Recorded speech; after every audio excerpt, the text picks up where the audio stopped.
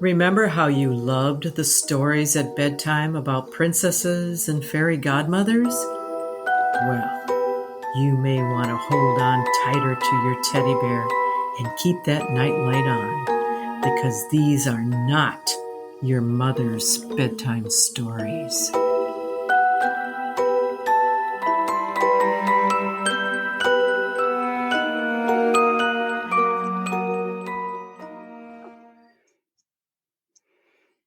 Hello, everyone, and welcome back for another episode of Not Your Mother's Bedtime Story. We're glad you joined us again, and we've got our usual suspects. I'm Chrissy. Colleen's here. Sherry's here. And today we have our guest, Marcus, but before we introduce him, we've had a little bit of the stuff that's been going on the past couple weeks. I know I finally got down to visit Mom in Arizona. And we, of course, had to stop at the Hotel Monte Vista. I think we mentioned that a couple of episodes ago, that the boys had got a room in the Meat Ran room, room 220, which is also Susie Sue's room from Susie and the Banshees, if you know that band. I think the cool thing about the Monte Vista is the fact that like all the different rooms have different celebrities that apparently stayed there, like the Michael J. Fox room. We were in the Bob Hope room. There's a Bon Jovi room. But I really wanted to stay in the Air Supply room, you know. I'm like, did the whole band sleep in that room? Because I don't know what's going on there. It was the 80s, but Don't ask. I don't think they were sleeping. Wasn't Air Supply just a duet? Weren't they just two dudes? Maybe you're right. So yeah, maybe they did. Yeah, I thought they were a group. No, I don't know.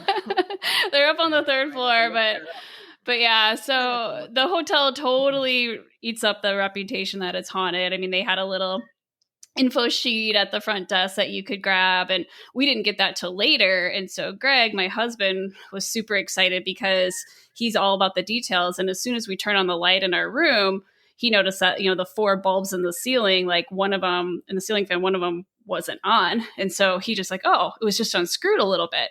So he tightens it back up and it works. And then we got the little info sheet about stuff that happens to guests. And they said, oh, if you have, electrical issues, guests will often find that their bulbs are, slightly unscrewed or missing. And I'm like, yeah, but he was all excited. He's like, I've had a paranormal experience. I'm like, but they maybe just tell housekeeping to like unscrew a light bulb before you leave a room. I don't know. That one I don't really have too much stock in, but Mom, you got some bad vibes in that one little corner, right?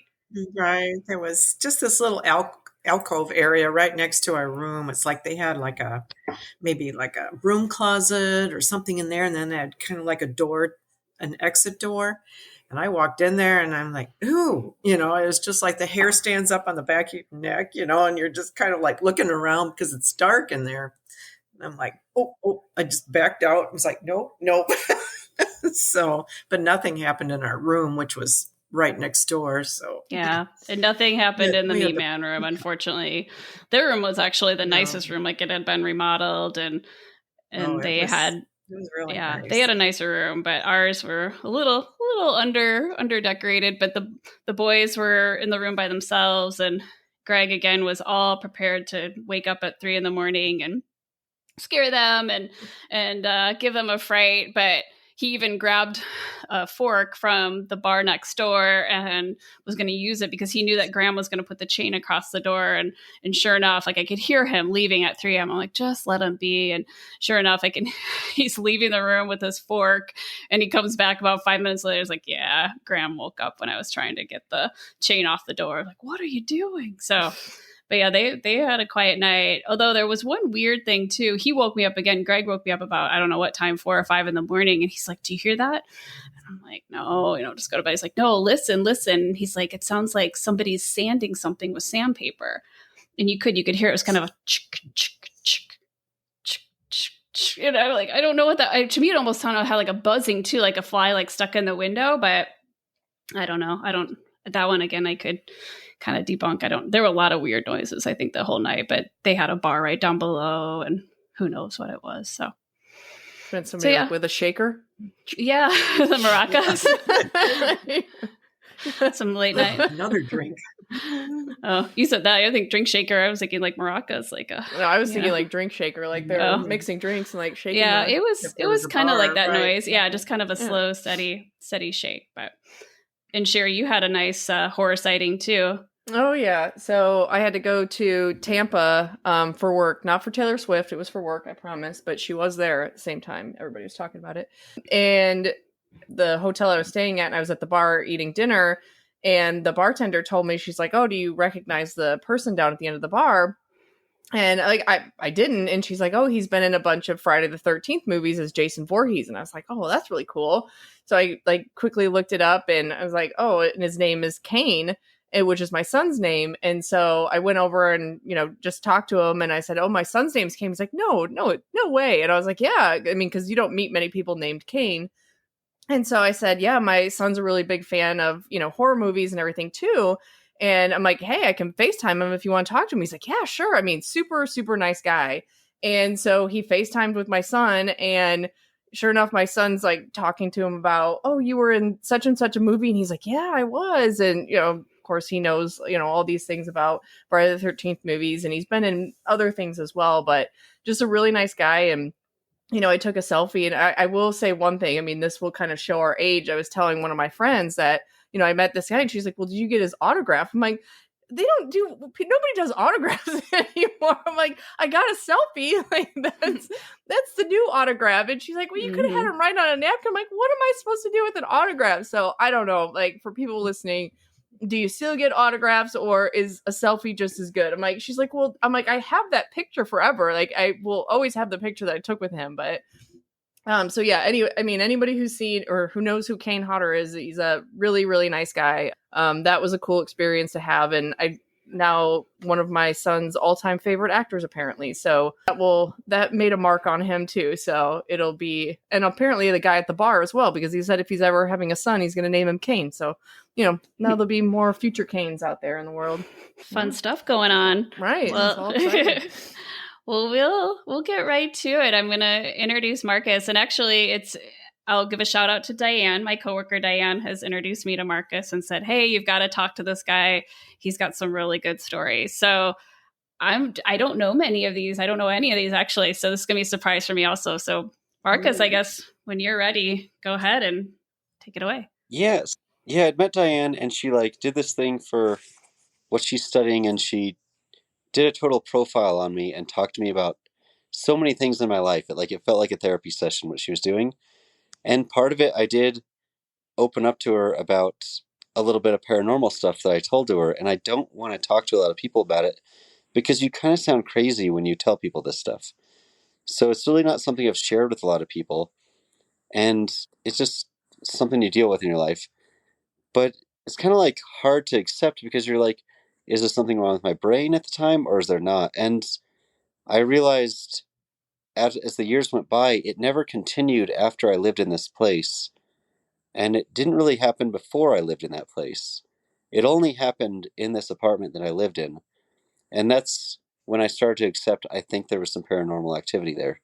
Even though I did everything I could to debunk it while I was there, even when I was living there, it still made me think I was crazy. Over the years, I'm not. It's been 13 years since I've lived there.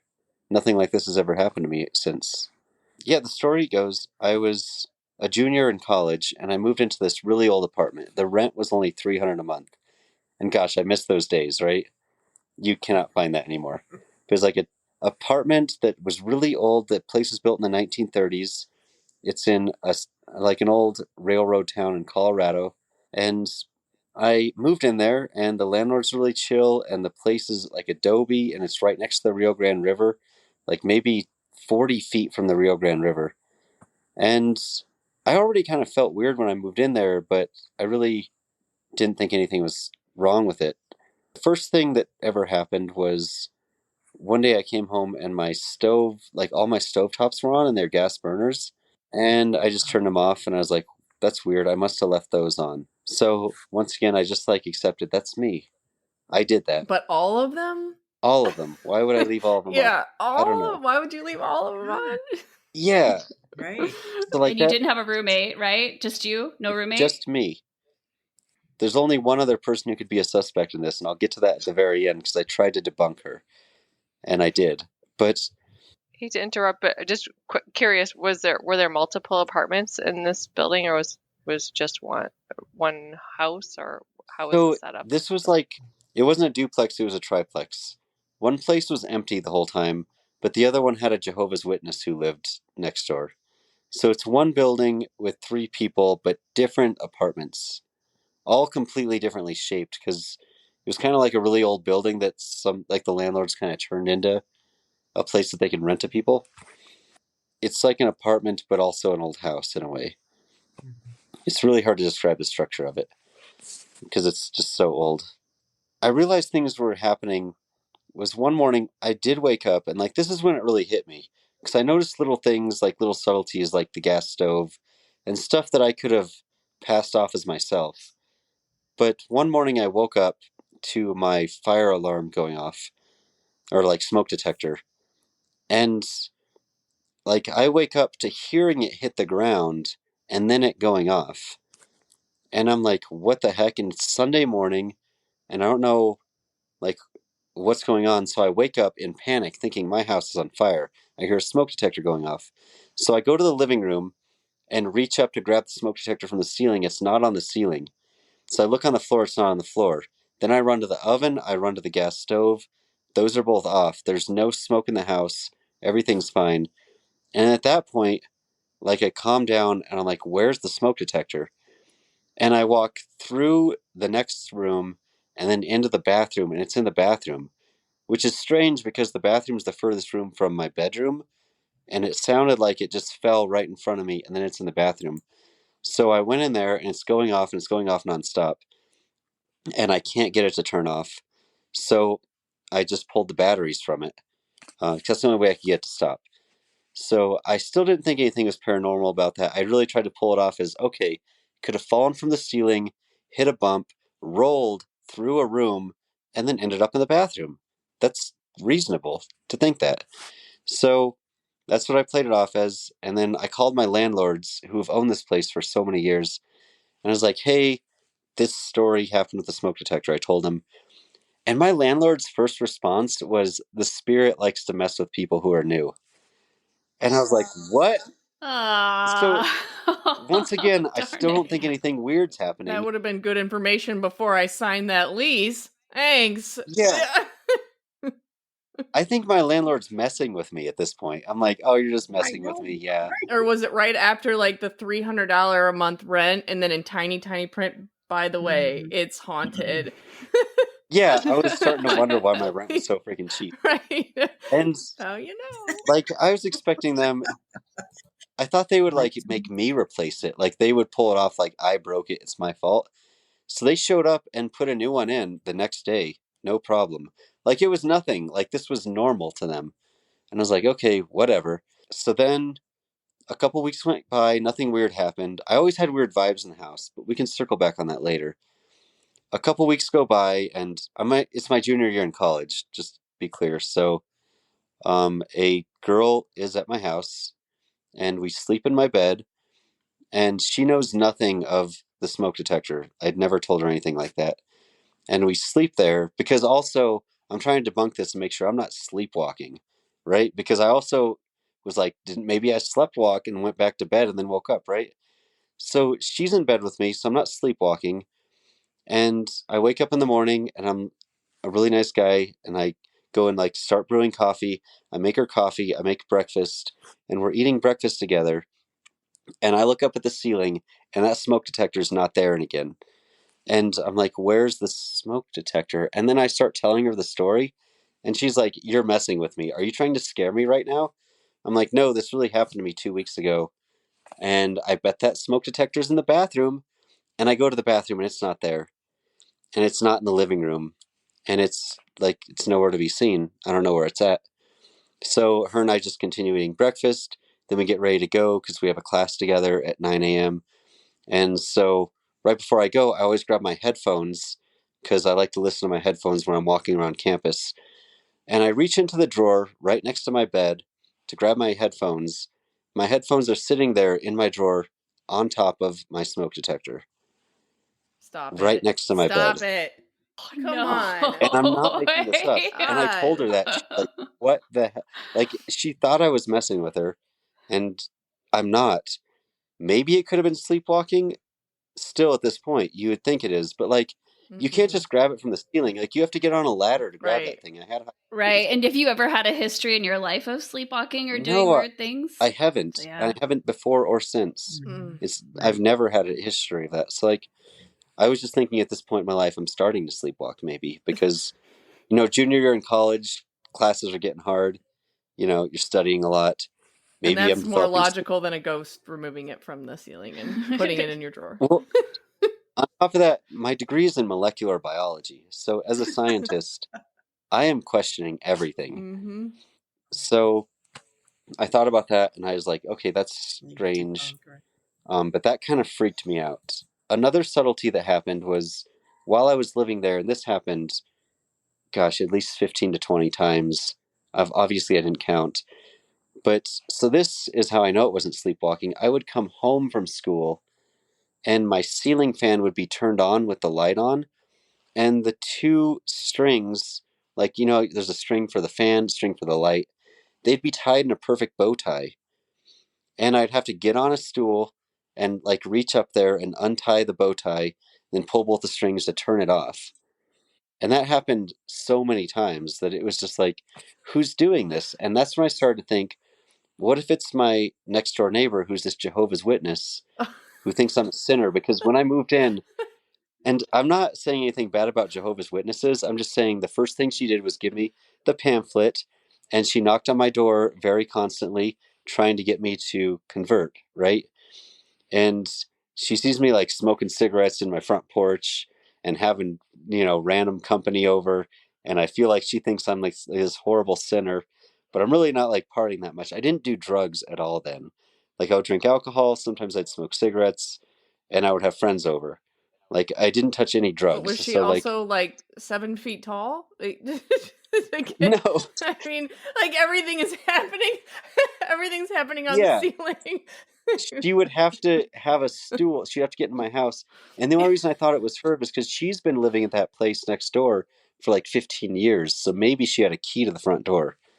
So I questioned that. So that was just one little theory I had in the time being. So I dealt with a lot of these things. Sometimes my fridge was open, which was a huge inconvenience because like my food was going bad. And that was something else that happened when I'd come home. But another thing was my friend Christina made this painting for me. She lives in Denver. And I hung it up in my living room. And this place, when I moved in, it already kind of had hooks all throughout the house. I didn't use them all for the paintings. I put it in the living room.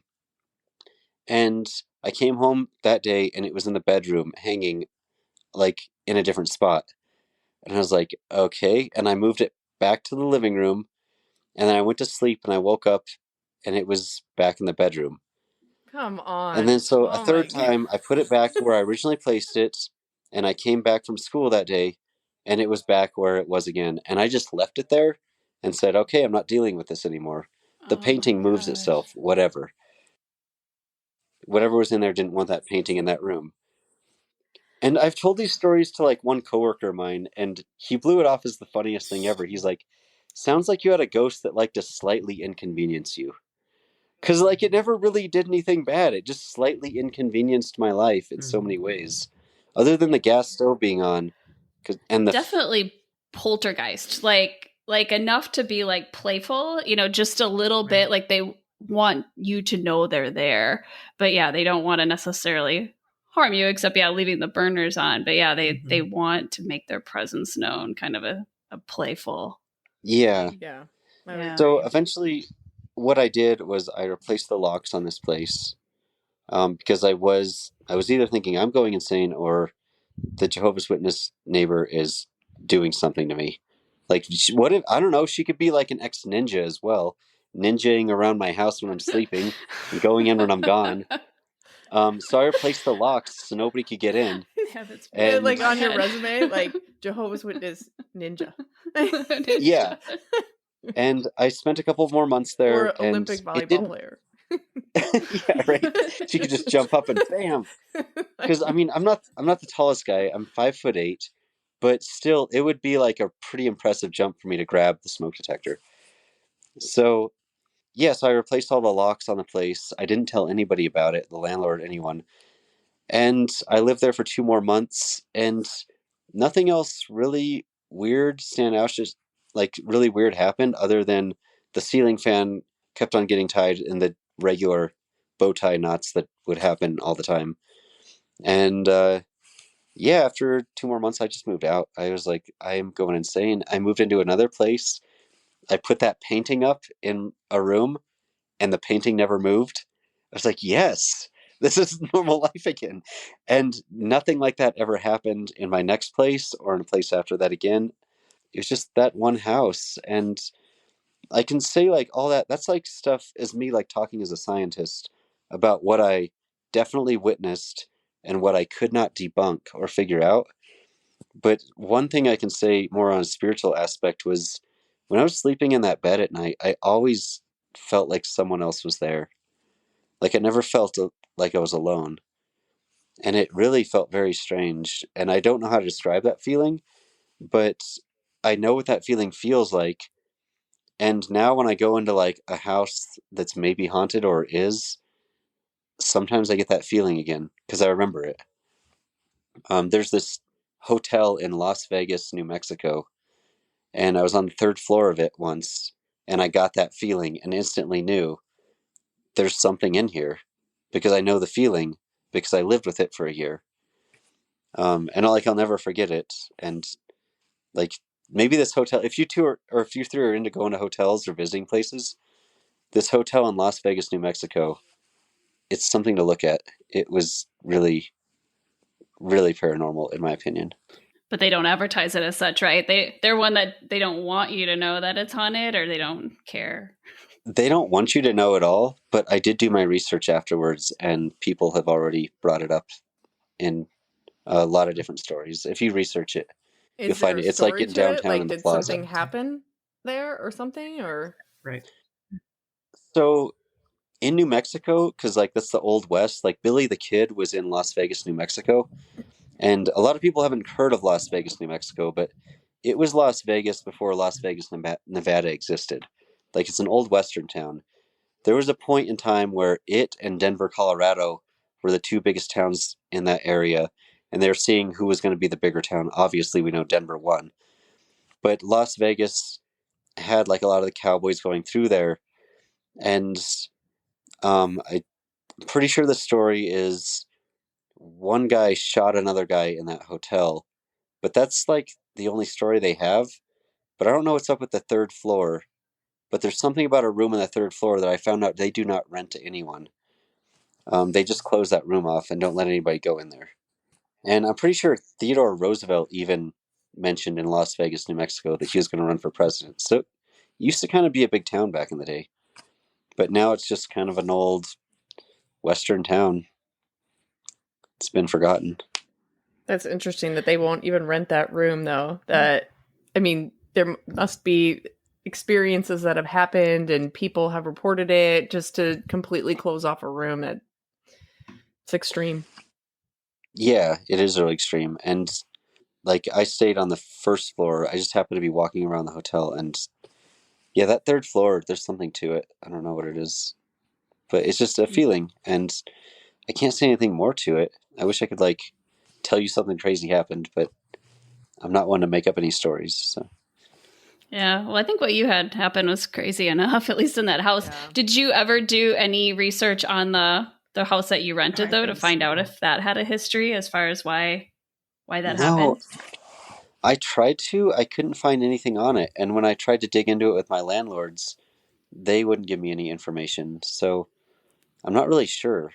But they knew yeah, it was and that's haunted. Weird because if they mentioned it and they knew that, they obviously had people report it before then, and if they purchased the building, they would have the historical content and know what happened.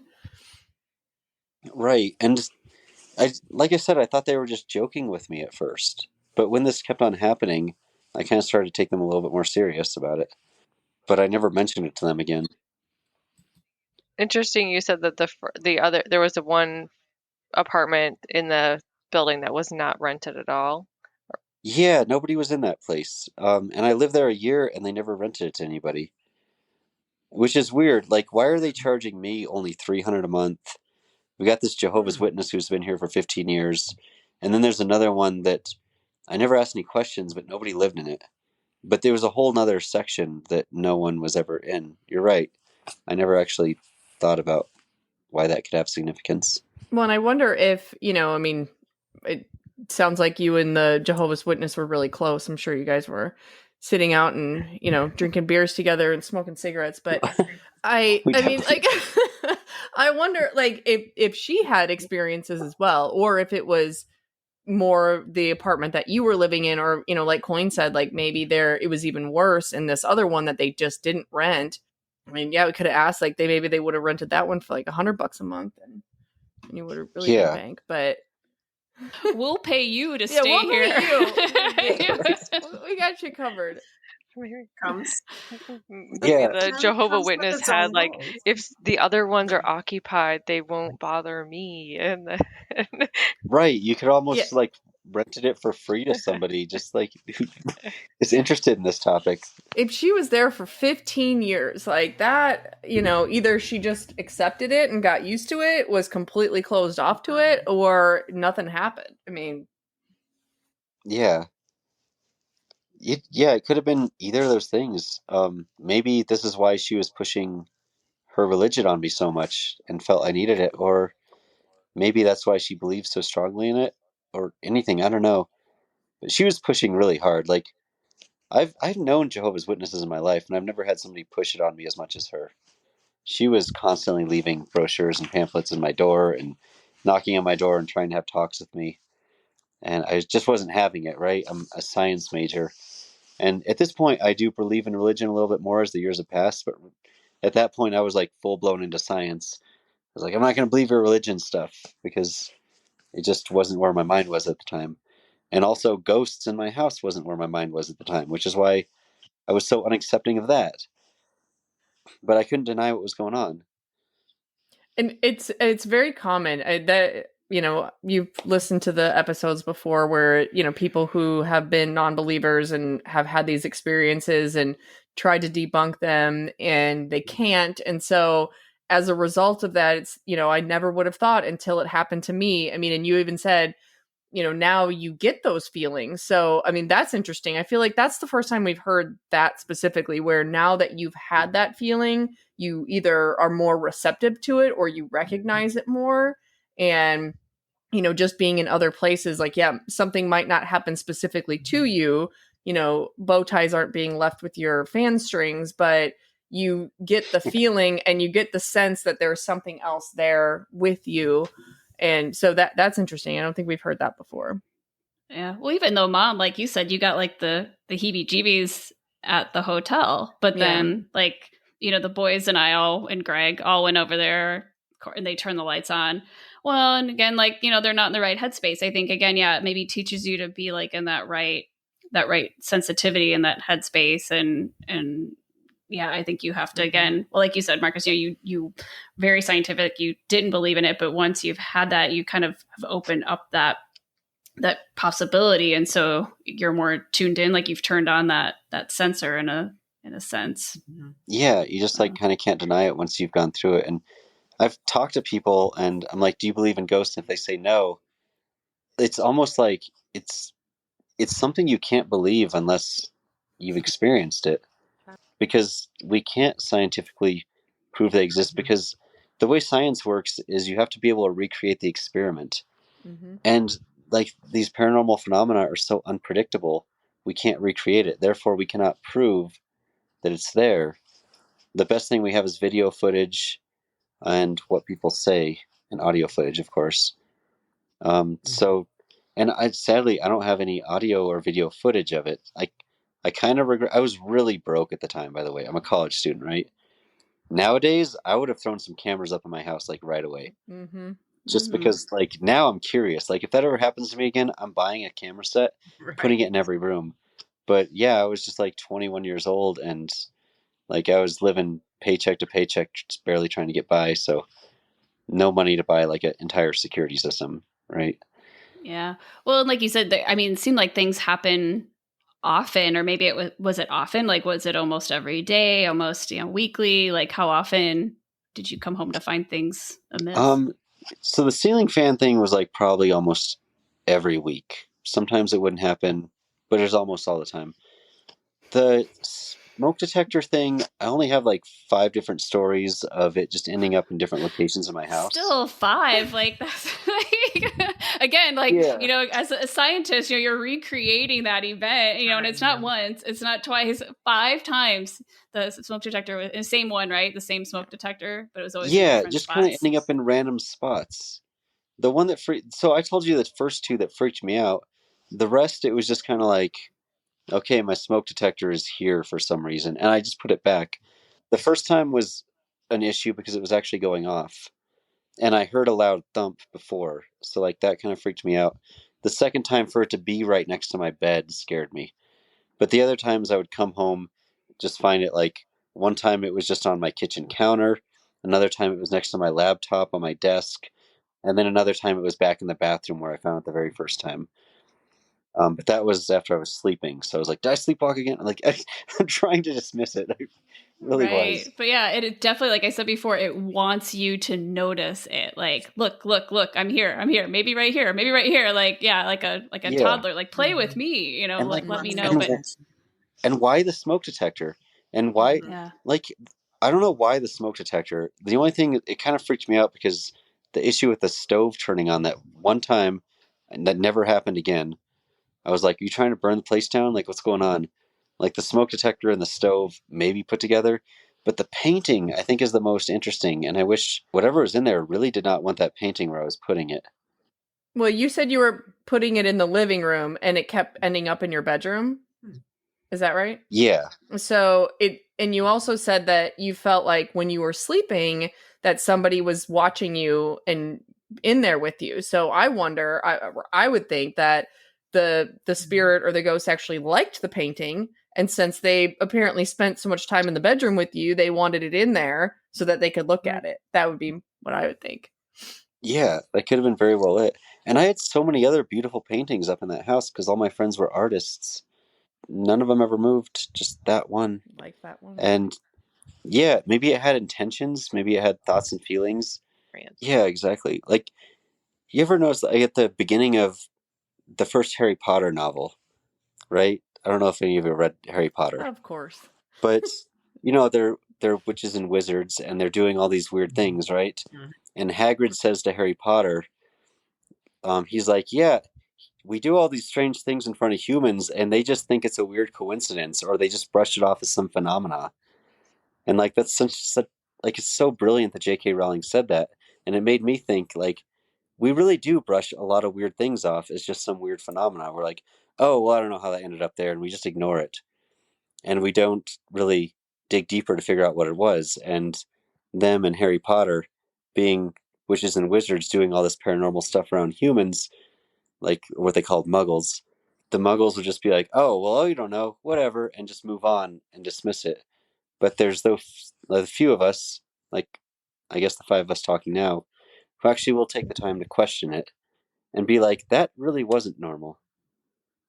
Yeah. Well, but, and like you said, like one time your smoke detector falling off, maybe one time, but like 5 times your smoke detector in random spots, and then that's where you're like, okay, something, because we've all had weird things happen, like you said, a coincidence or you think you see someone or something. But yeah, well, I think when it happens repetitively, over a course of a time, definitely gives more credence to it. And, well, I mean, us as, humans or muggles, it's easier for us to do that because it's easier for us to say that was nothing versus, oh, that could have really been something. And then, holy shit, now I'm scared because there's, something here that I don't understand or that I can't explain or that I can't see.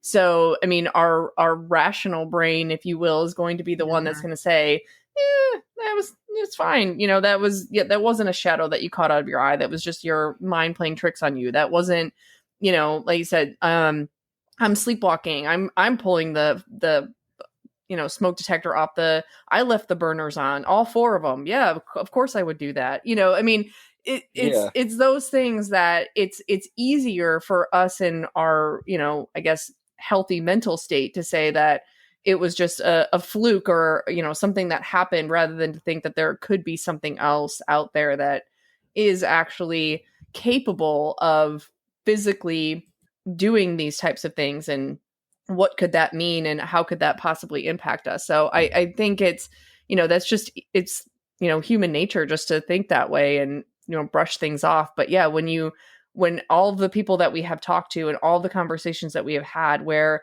it's just, I've tried to debunk it, I've tried to see it rationally, I've tried to see it from that scientific perspective, and it's like, you just can't. There's just no way to explain it, and you got to just accept it for, what it is. And they're, some things are just unexplained. Yeah, they're just unexplained. And I've heard stories from other people like that, and before I dismissed them, but now I take them very seriously. Like, I listen to them and find them interesting. And did you ever confront the ghost or say, like, quit doing this? I would stop talk to him or some just nights. acknowledge him, or you just like, yeah, I would say, like, I know you're here. Do you want to listen to some Led Zeppelin together? And I would turn on my stereo and like, listen to Led Zeppelin. And I'm a drummer, so I would like sit down and drum to it. Like, I would try to talk to the ghost. I never got any feedback from doing that. But I felt like I wasn't alone after a certain point. Which is like another 3 beeps reason from the smoke detector or something, like beep beep beep. Woo! Yeah. He likes it or not. That's like another step of me thinking I'm going insane, because when you start talking to yourself and there's no one around and you're like talking to someone else like that, it's a little weird. So Marcus, here I am talk in my to myself apartment all the time. It's, sometimes I'm the only one that listens. So, yeah. But I'm talking like there's someone else in my house and there's no one there. I was like, dude, you're losing it. Like, you're seriously just talking to this wall right now. Like, you want to hear some Led Zeppelin? Turn up some music, having conversation with someone who's not there. Like, I can see that there's no one there, but I felt like there was someone there. So I would just like talk to it, and I would never get any response. But like, I really did think I was just losing my shit at that time. I was like, I guess age 21, or age 20 to 21 is like where I go insane, and this is how I'm going to be the rest of my life. And when I moved out of there, it all stopped. Like, I went back to sanity. Everything was fine. I'm just glad it didn't follow me, because I've watched all like stories where you can take an item and it follows you. I'm glad nothing followed me, because that would be a really annoying thing to have throughout your life. Do you know, does that apartment still exist? Yeah, it does. I had some friends who lived in it afterwards, and they said they noticed weird things too, but really? Never any stories as specific as mine. I just don't think they were paying close enough attention. They did.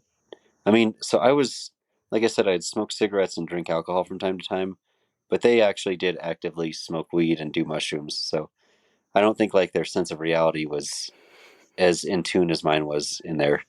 So they never dug as deep as I did into questioning things. Probably like, really, man, I was really tripping last night. Go move the smoke detector. Really pissed that ghost off. Like, or maybe they made nice with the Jehovah Witness, and she kept it locked up for those people. Yeah, or maybe she just gave up on them. Oh, man. Maybe she saw that she could save me, and she just gave up on them. She's like, I can't save these people. She can't mess with shrooms. Yeah, once you get into shrooms, like, I can't fight with shrooms.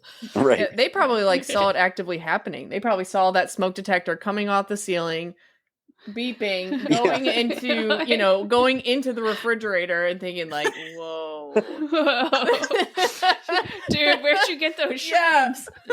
There's like sitting there like, dude, did you see that? I think the eggs are expired. That's what the ghost is telling us. We shouldn't eat the eggs, man. Oh, man. But yeah, this place is still there. I drive by it sometimes, and I would like to knock on the door and see who lives there and just ask them if they've experienced anything like that. You should. And they're going to think I'm probably as crazy as their neighbor. So I don't know if she still lives there. Or they're going to invite you in and say, tell me more. Yeah. Yeah. You need to reverse solicit to her and knock on her door with your pamphlet and be like, hey, I'm back. Yeah. Ooh. Well, Marcus, this was a good one. I like it. We got a little deep and we speculated, but yeah, it's a good. Yeah, I'm glad to share that. It's something, like I said before, I don't share with a lot of people because it sounds a little crazy, and a lot of people dismiss it as ghosts aren't real and it's stupid. So it's good to have a platform where people don't think I'm crazy. And I did everything I could to think I wasn't crazy in that situation. Right. Well, thank you again, Marcus. All right. Well, thank you very much.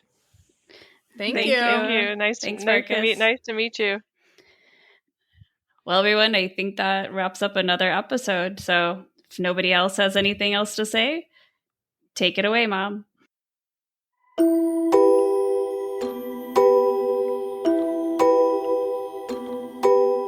Thank you for listening, and remember to keep that night light on. Good night, sweet dreams.